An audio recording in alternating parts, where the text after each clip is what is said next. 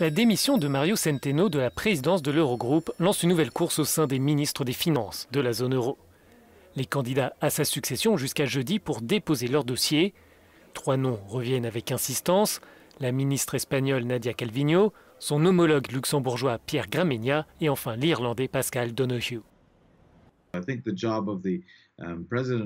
Je pense que le rôle du président de l'Eurogroupe est de faire des liens, de trouver des compromis et de pousser autant que possible sur ce qui est faisable.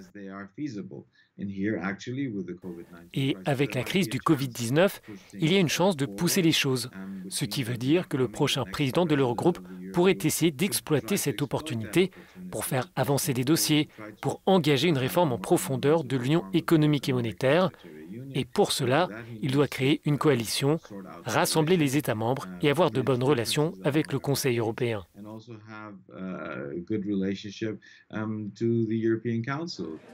Nadia Calviño et Pierre Gramegna ne sont pas liés à la droite européenne. Un atout car les États membres ne veulent pas voir tous les postes clés entre les mains d'une seule famille politique. La géographie, l'orientation politique d'origine, le positionnement politique font partie des éléments pris en compte pour essayer de voir quel équilibre est possible entre les différentes fractions de l'Eurogroupe.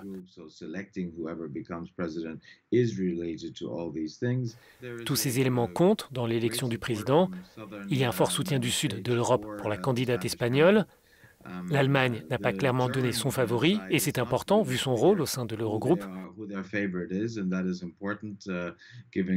Et puis, il reste la question des pays dits frugaux, les Néerlandais, les Autrichiens et les pays du Nord.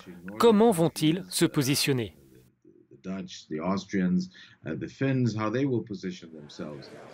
L'élection est prévue début juillet à la majorité simple.